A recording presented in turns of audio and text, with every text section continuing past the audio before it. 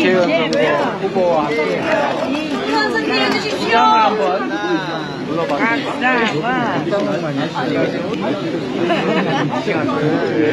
불러봤습니다. 여기를 이제 그런데 저희가 골목 상권을 다닐 때마다 듣는 말씀인데 아까 어떤 분은 10년 동안 장사했는데 올해가 제일 힘들다 이렇게 말씀하십니다. 제가 다른 시장에서 들은 말씀은 30년 장사를 했는데 지금처럼 장사 안 될 이유가 없었다 이렇게 말씀하신 분들 많이 계셨습니다. 정치라고 하는 것이 가장 중요한 역할이 국민들의 먹고 사는 문제를 해결하는 것입니다. 지금보다는 더 나은 삶을 살 수 있게 만드는 것이 바로 정치입니다. 우리 국민들께서 이 나라의 주권자로서 가지고 있는 권력을 나를 위해서, 대한민국 공동체를 위해서 잘 행사해 달라고 선거로 특정 정치인들한테 위임을 합니다.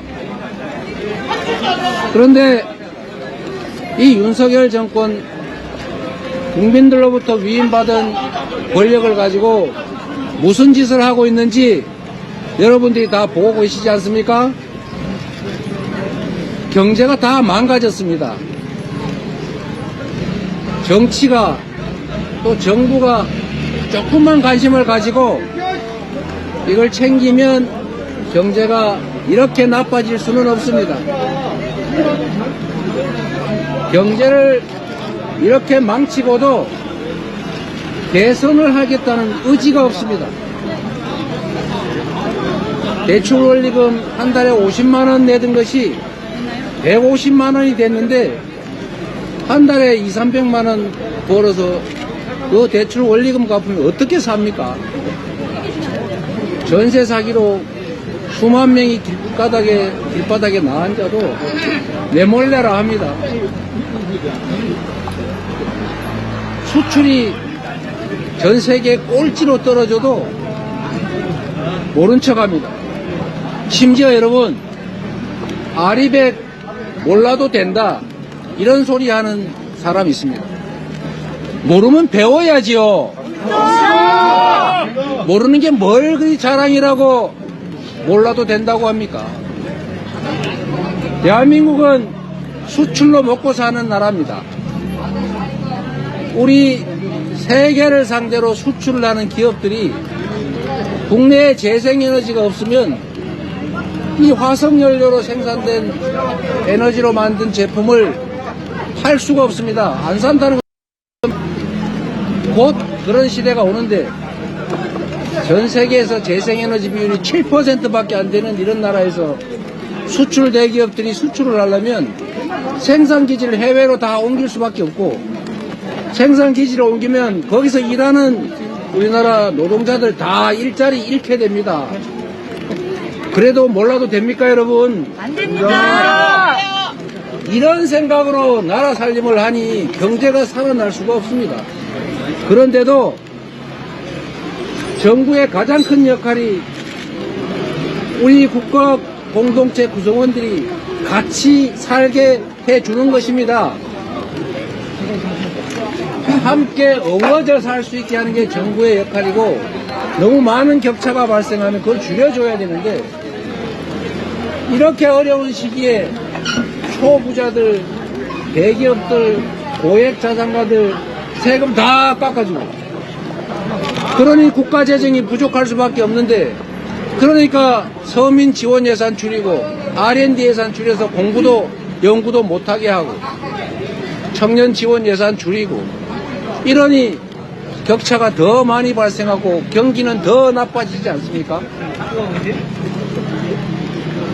국민으로부터 권력을 위임받아서 나라 살림을 하는 이 윤석열 정권이 이렇게 무능, 무책임, 무대책에 무관심까지 한 점에 대해서 이제 주인들이 회초리를 들어서 혼을 내야 될 때입니다. 이번 총선이 바로 그렇게 혼을 낼 수 있는 결정적인 기회입니다. 그렇지 않습니까, 여러분?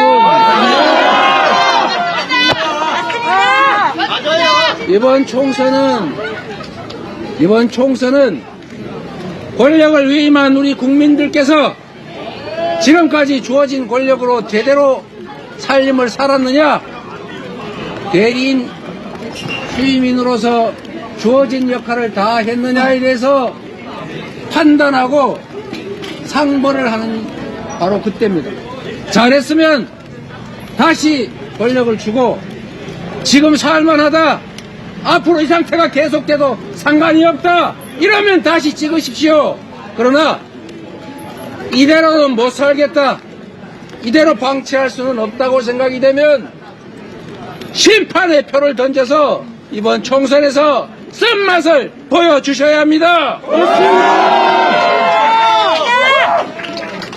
국민 여러분, 우리 더불어민주당 많이 기대에 부족합니다. 좀 더 노력하겠습니다. 그러나 윤석열 정권에게 국회 입법권까지 넘겨주면 지금도 이 모양인데, 국가, 제도, 법 시스템 다 뜯어고쳐서 다시는 회복할 수 없는 나락으로 이 나라를 떨어뜨릴 것입니다. 그대로 방치하시겠습니까, 여러분? 안 됩니다. 절대 안 됩니다.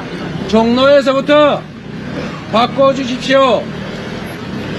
박상현 후보 정말로 유능하고 의기 높고 국민에게 충직한 일꾼이 될 것입니다.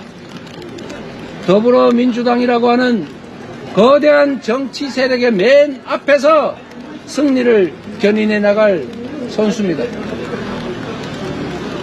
종로구 거주하시는 대한민국의 주권자 여러분, 우리 박상현 후보에게 일할 수 있는 기회를 주시겠습니까?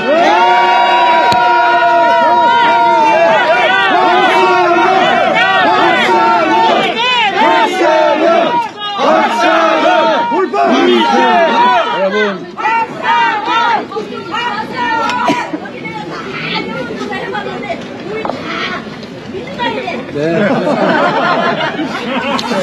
네, 알겠습니다, 어머니. 민주당이라고 합니다.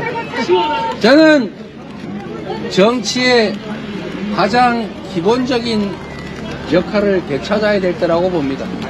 아무리 나라 살림을 엉망으로 해도 평등을 입에 달고 살면서 자기 측근, 자기 가족들은 온갖 범죄 혐의가 있어도 그냥 다 방치하고 타인의 없는 티끌을 만들어서 재판 보내서 고생시키고,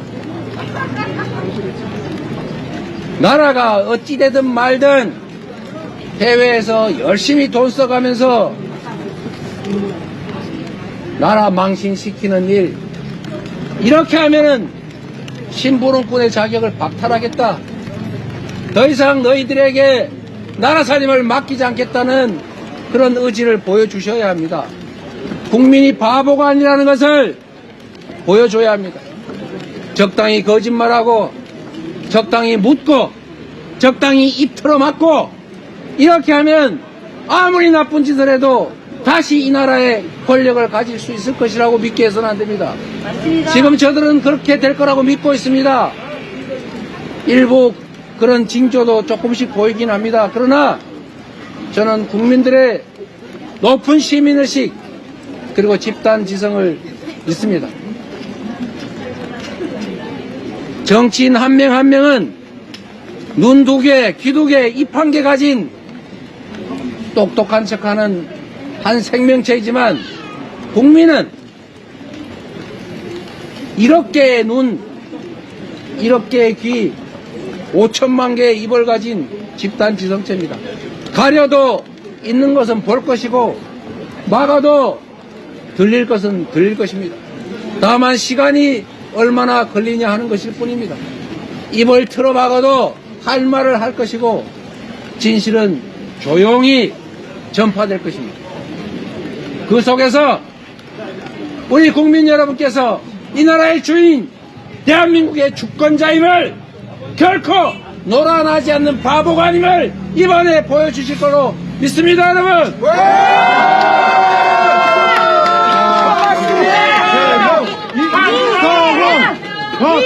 승리로 보답하겠습니다. 박상원을 도와주십시오. 감사합니다.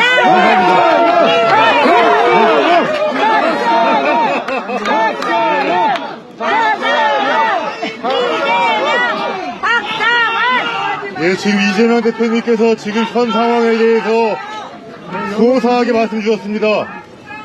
정치가 민생입니다. 그리고 민생이 정치입니다. 그런데 어느 때부턴가 국가가 국민을 걱정해야 되는데 국민이 국가를 걱정하고 있습니다. 이래 되겠습니까? 아니요. 여러분 지금 만족하십니까? 아니요. 우리가 할 수 있는 것은 투표밖에 없습니다. 이분처럼 막아도 투표는 막지 못합니다. 벌써. 투표로 지금 정권을 심판해 주십시오. 벌써. 그 시작의 종로가 되게 해주십시오. 네. 제가 또 인사드리겠습니다. 최선 다하겠습니다. 고맙습니다.